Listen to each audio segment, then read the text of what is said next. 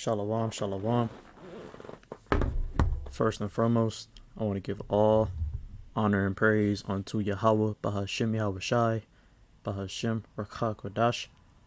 I want to give double honors to the elders, the apostles of Great Millstone, who taught us this truth and who do rule well. Shalom to the sincere Akim that's out here pushing the word out with all truth and sincerity. Shalom. This is just going to be a lesson about dreadlocks. Alright? If you got dreadlocks, you are completely going off because dreadlocks are not of the scriptures. It's not of Yahweh Bahashim Yahweh Shai. Dreadlocks are not biblical. Dreadlocks were never in the Bible. Alright? People try to justify themselves, especially Jake and other Israelite groups that are seen wearing dreadlocks. They try to justify themselves with the scriptures and try to say, oh brother, well, Samson had dreadlocks and the Bible doesn't say that it's a sin to not have dreadlocks. Look, you don't have any understanding clearly because the scriptures go into that. All right? And you should know where dreadlocks originally came from. All right? Dreadlocks are not an Israelite custom. It is not biblical. Period. All right? So this is, make sure my sound is good. Okay.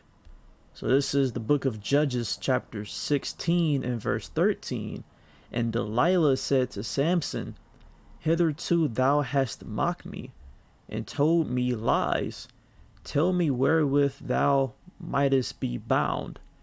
And he said unto her, if thou wavest the 7 locks of my head with the web. Now let's go to the word locks. All right. Let's look up the Bible definition of the word locks. Here it is right here. All right. I don't think this will pick up the sound because I got my microphone plugged into my computer. But this is the words right here. Outline of biblical usage. A braid, lock, plait of hair. A plait, all right, a braid. All right. It doesn't say nothing about a dread. It doesn't say nothing about matted hair, twisted hair. Braid, lock, plait of hair. All right. Got more definitions down here. A ringlet of hair as gliding over each other. Dreadlocks don't do that. Dreadlocks don't glide over each other. All right. More definitions down here. Plait of hair. So called from intertwining, passing through each other of the strands. All right. And Samson had 7 of them. All right. Samson had 7 plaits, 7 lots on his head. Okay, he didn't have 7 dreadlocks. It was 7 braids in his head. Okay. 7 braids in his head. Now let's look at some pictures of some plaits. Typed it in on Google. Plait hair men. And it shows you in the images that they are literally braids. And as you can see, they are overlapping each other. All right? Or over gliding each other, gliding over each other. A braid. That's literally what this is. And Samson had 7 of them. Okay? Passing through each other of the strands. And this is what you see right here in all these images. All right, a plait of hair is simply braids. Okay? Gliding over each other. There is a literal pattern in this hairstyle. All the way down. They overlap each other. That's how you braid hair. You overlap them. You overglide them. I mean, they glide over each other. Okay? Now, let's look at some pictures of some dreadlocks. Let me zoom in. Where is the overgliding? Let me try to find a clearer picture. The picture kind of blurry. Let's see. Just pick any picture. Where is the hair overlapping? It's just matted, twisted up hair. That's literally what it is, and it's dirty as hell. Dirty, twisted up hair.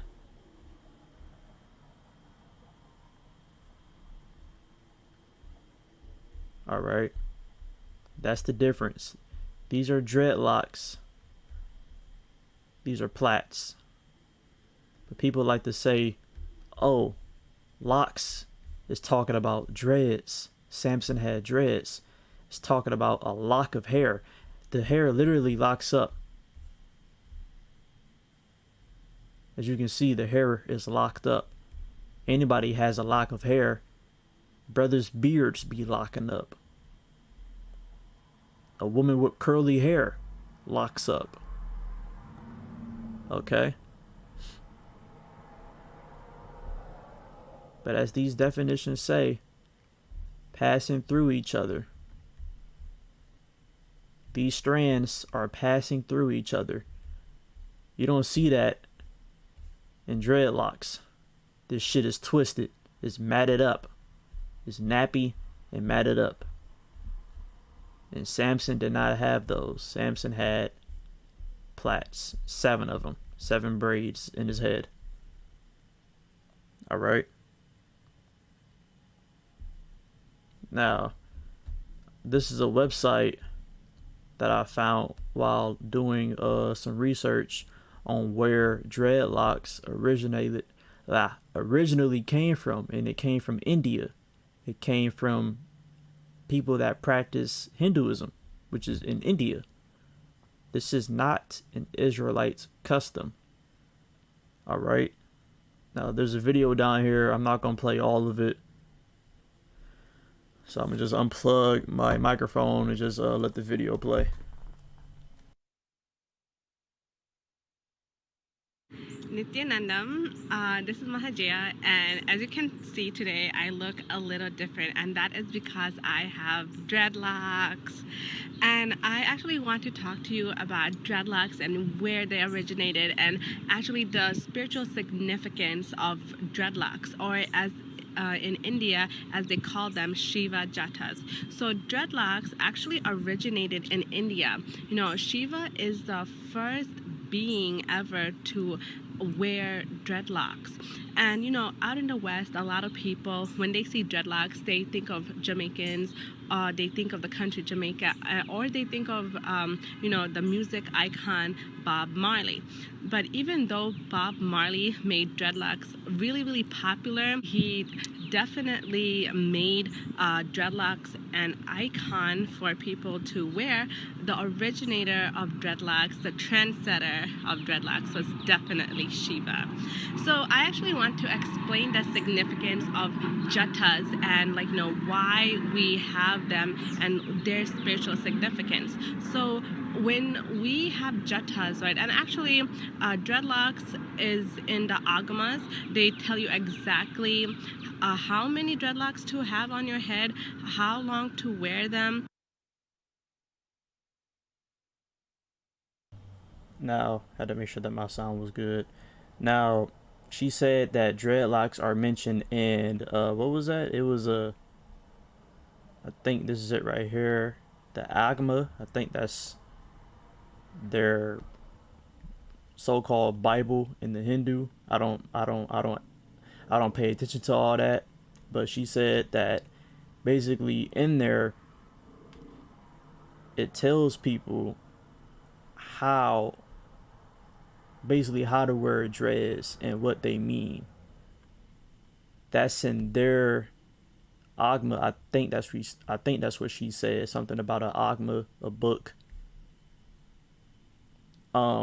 That's nowhere to be found in the scriptures. All right, that's nowhere to be found in the scriptures. And as the scriptures say, we are not to be learning. We are not to take hold of these heathen customs. All right, I'm gonna finish let the video playing. No, even to the point of where they said, like in the agamas, where it says that to even put 5 rudrakshas after you get your jatas. So actually, let me go into that. So in the agamas, it says that you can have like a number of jatas, starting with 5, 11, 13, 26, 28, 36, 50, and then 82. So those are the number amount. I actually got 50. And then the length is supposed to be to your Swadhisthana chakra. The reason for that is, like, you know, the longer your hair is, it actually is strengthening your nervous system. And not only that, but in the agamas, it also said to wear 5 rudrakshas in your dreads, which I am doing. Like, this is one, and I have like 5 within my hair all throughout. So that's what it says in the agamas. And the significance of dreadlocks, of Shiva jatas, is actually when you have a slight pressure in your hair, it actually opens up subtle grooves in your brain that can attain, or that can actually hold the energy of enlightenment. So when you get jatas, when you get Shiva jatas, you're actually going on that spiritual path of enlightenment. And you know, every little thing that you do, when it aligns to the path of enlightenment, which is Sanatana Dharma, eventually you get enlightened as soon as possible when you do the little things that, you know, make you go into a more enlightened path. So, and not only that, you know, like Swamiji said this himself in the courtyard, and he had said that, you know, when you get Shiva jatas, when you get dreadlocks, you are actually embodying the divine. How? Because when you look like Shiva, eventually you will act like Shiva and ultimately become Shiva. So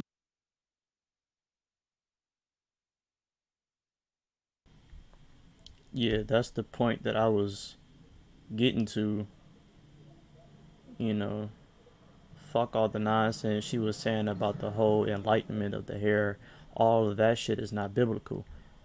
But the main point that I wanted to get with was with her saying that when they wear dreadlocks, they become that deity Shiva. All right, and that's what Jake don't understand. That's what our people don't understand. They do they they do these things without understanding. They participate in things that they don't know of. All right. This is Jeremiah chapter 10 and verse 2. It says, "Thus saith the Lord Yahweh, learn not the way of the heathen, and be not dismayed at the signs of heaven, for the heathen are dismayed at them." So don't do what the heathens are doing. All right? Don't learn their customs. Now let's go into the word learn. The word learn, these definitions down here, means to learn, to teach, all right, to exercise in, all right.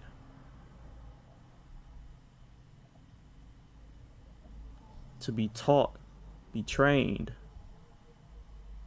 all right, accustomed, diligently, expert, instruct, learn, skillful, teach, all right. But this is the main definition right here.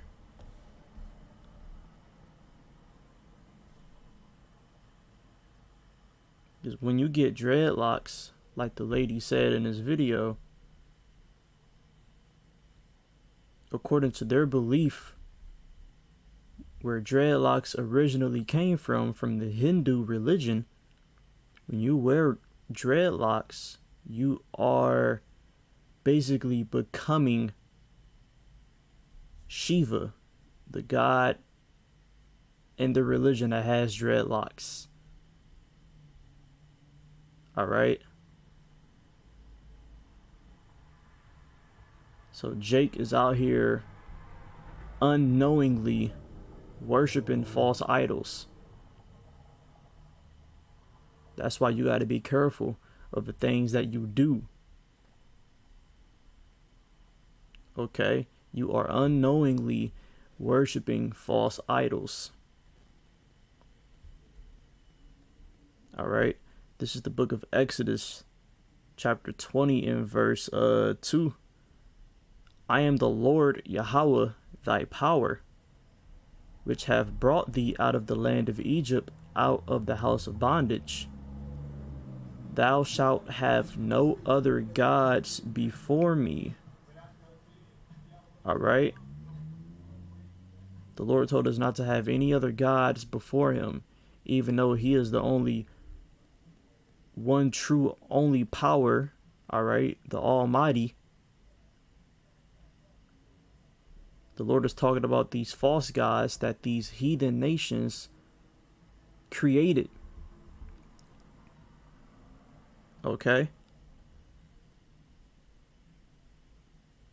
Verse 4, thou shalt not make unto thee any graven image, or any likeness of anything that is in heaven above, or that is in the earth beneath, or that is in the water under the earth.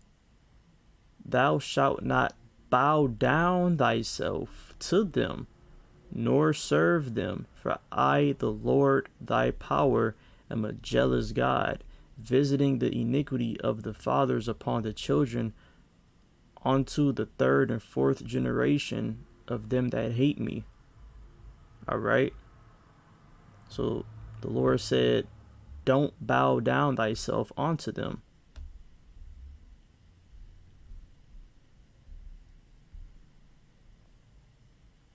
All right?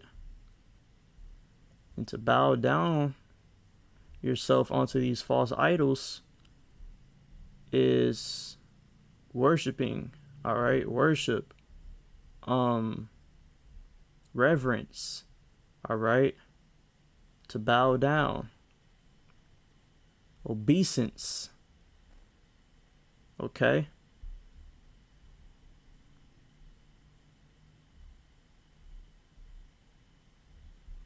Let's see. I was looking at her earlier.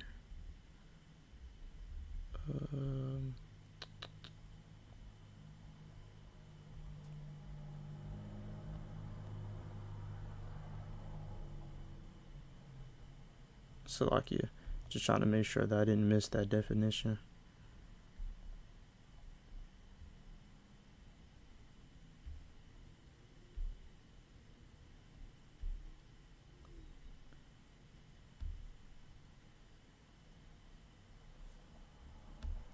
But yeah, to reverence. Give me 1 second.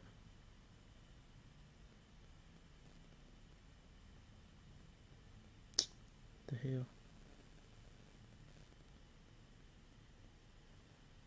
Oh, I meant to look up this word, obeisance. So the word obeisance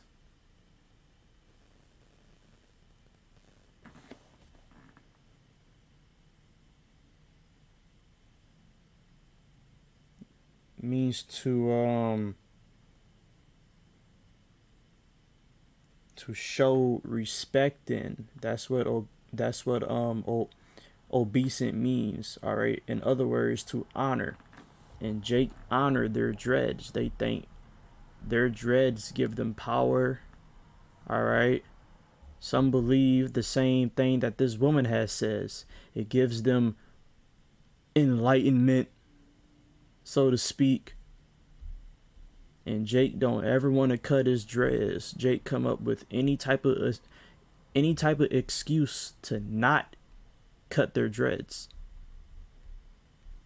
which means they honor their dreads. And dreads originally came from what? The Hindu god Shiva. So therefore, they are worshiping false idols. Okay?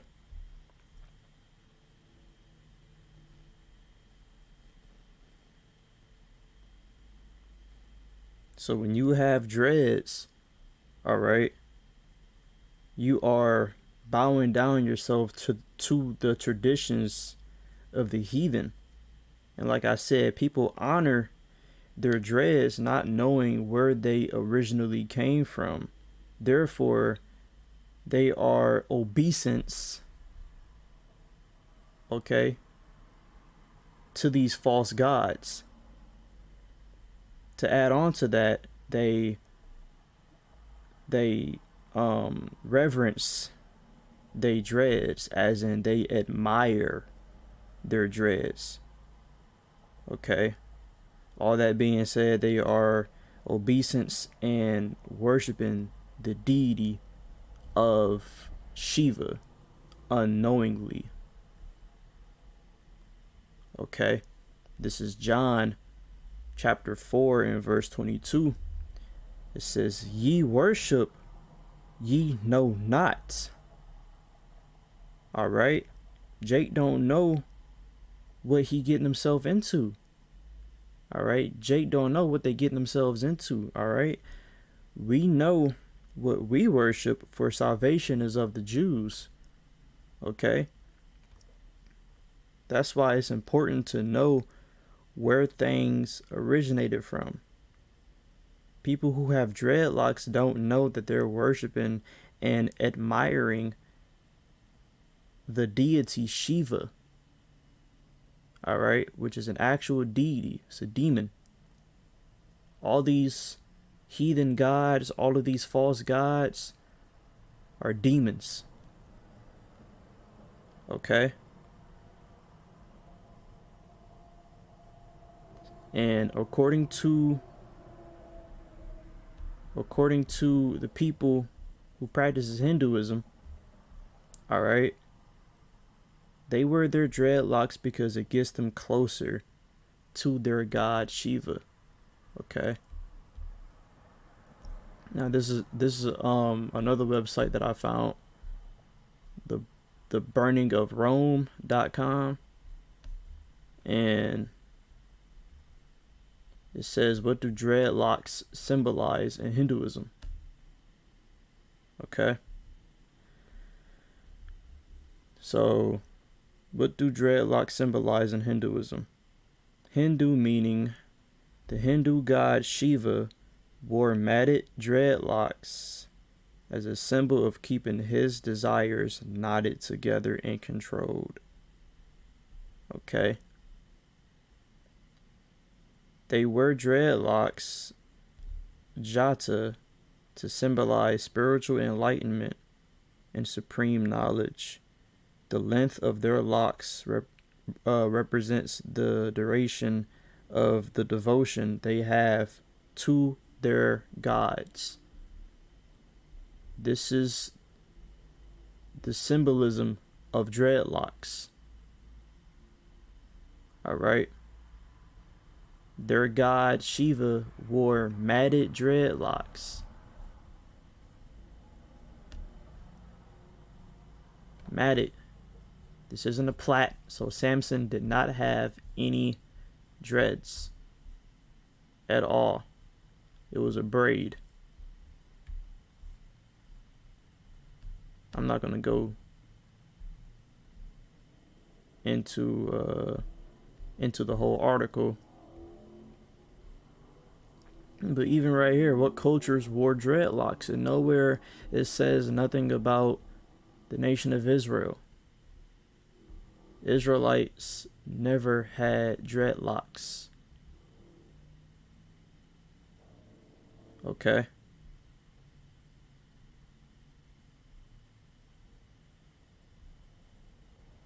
Let me just skim through it. That's a video down there.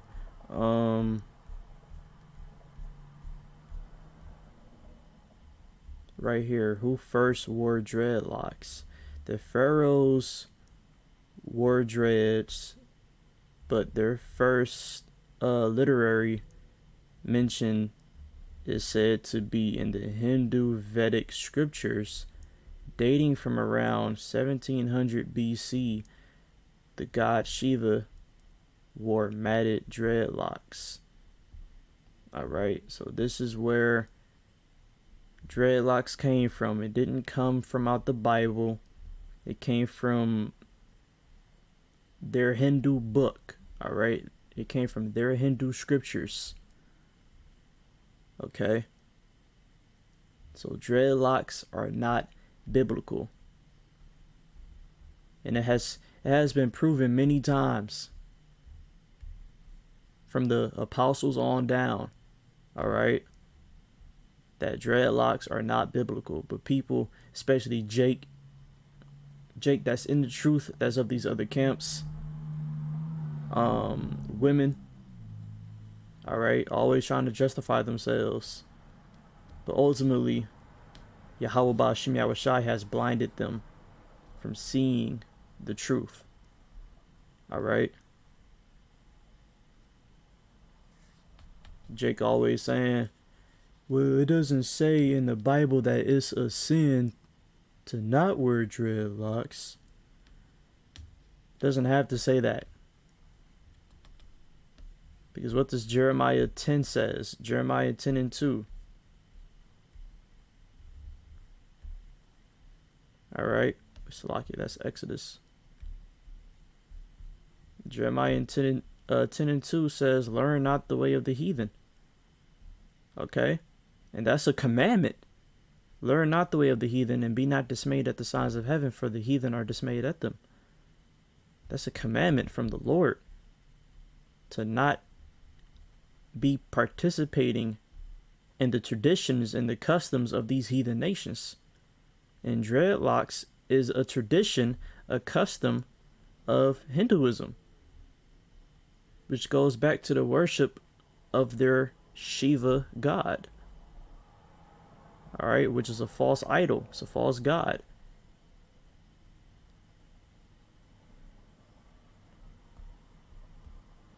Okay.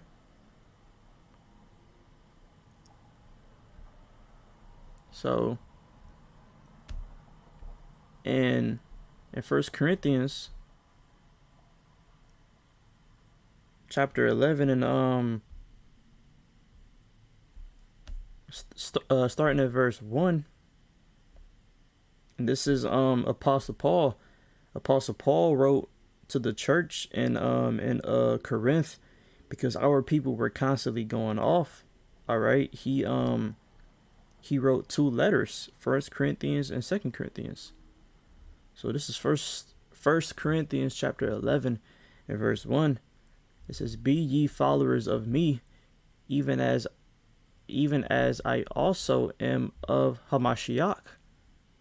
Now I praise you, brethren, that ye remember me in all things, and keep the ordinances as I delivered them to you. But I would have you to know that the head of every man is Hamashiach, and the head of the woman is the man, and the head of Hamashiach is the Most High. Every man praying or prophesying with his head covered dishonoreth his head. So when you men wear these long Shiva jotted dreadlocks past your neck, alright, or having long hair in general, you're pretty much covering your head and you're dishonoring your head. Okay? You're dishonoring your head. Your head is basically covered by all of that hair, by all of that long hair. All right? 1 Corinthians chapter 11 and verse 14. Doth not even nature itself teach you that if a man have long hair, it is a shame unto him? All right? A man having long hair is a shame unto him. Okay? Verse 15, but if a woman have long hair, it is a glory to her, for her hair is given her for a covering. All right? A woman's hair is supposed to be long because for her, it's a covering. But as for the men, we're not supposed to be having dreads. Dreadlocks is not an Israelite custom, and that goes for the women as well. Israelite women aren't supposed to be having dreadlocks. All right?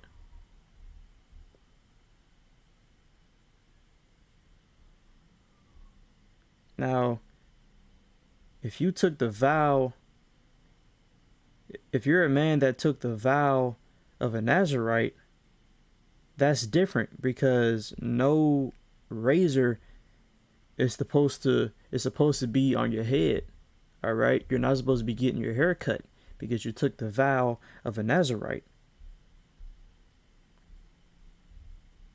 All right?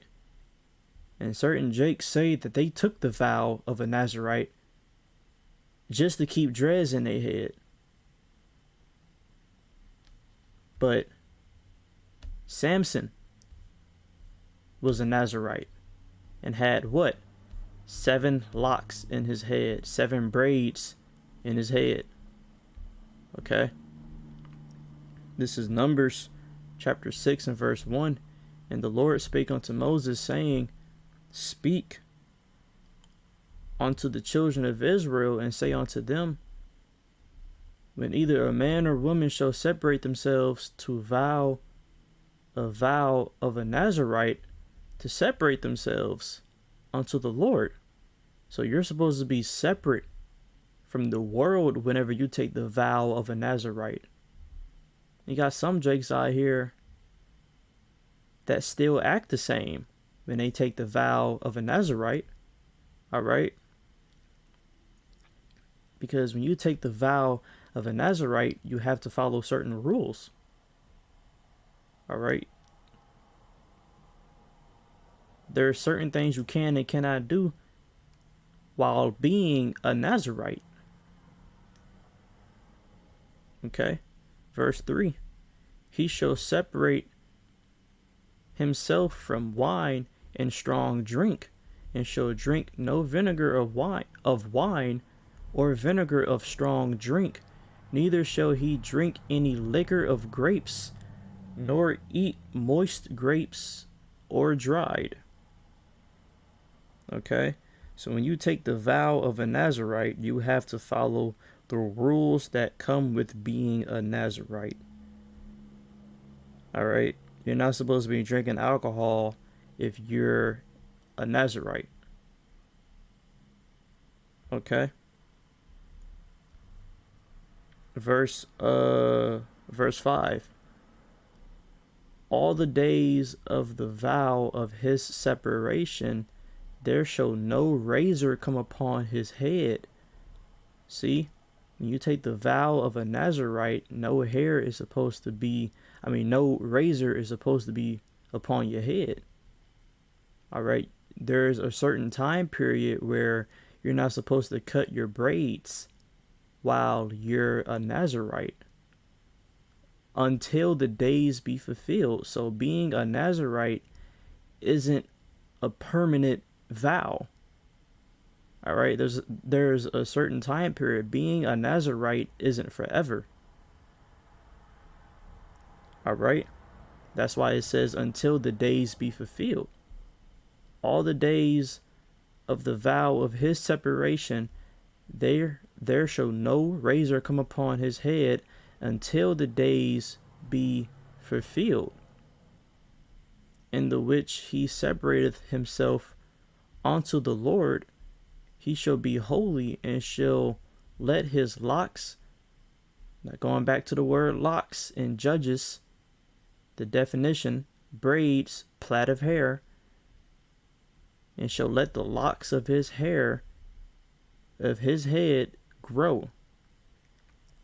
All right. So like I said, there's a time period to be a Nazarite. All right. There's a time period. It's not a lifelong vow. So once your days of being a Nazarite is fulfilled, that's when you can cut your hair. That's when you can trim it. Okay? This is Ezekiel. I'm going to end it off with this. This is the book of Ezekiel, chapter 44 and verse 20. Neither shall they shave the head. Let me start over. Neither shall they shave their heads, nor suffer their locks to grow long. All right? They shall only paw their heads. All right? So, the men of the Lord, we're not supposed to be shaving our heads, skin bald. All right? Skin bald, complete baldness. You're not supposed to do that. All right? Nor suffer their locks to grow long. So you're not supposed to have long hair. All right? There's a certain length that your hair has to be at. It's not supposed to go past your neck. All right? And down your back and then down your ass. All right? There's a certain length. And it's not talking about dreads, as it says, locks going back to being braids, plait of hair, plaits. They're not supposed to be long. So this type of hairstyle we can have, but it's not supposed to go past our neck. All right? It's not supposed to go past our neck. They shall only paw their heads, meaning trim. All right? Trim it regularly. Make sure that your hair don't grow too wild. Okay? So, if you have dreadlocks, you're going off. Take them out. All right? Take your dreads out. All right? For they are not Israelite customs. Is not of our customs, and is not of the Bible. Okay? This is where dreads came from India. It's not an Israelite custom, and it's been proven. This has been proven more than once. But if Jake don't get it, oh well. The Lord gonna destroy them. Point blank, period. All right. So hopefully this lesson was edifying unto the elect, those who will understand, and those who were called to Yahweh Ba'Shem Yahushai. All right, the hopeful elect. All right, giving our praises to Yahweh Ba'Shem Yahushai once again. Hopefully this lesson was edifying. Shalom.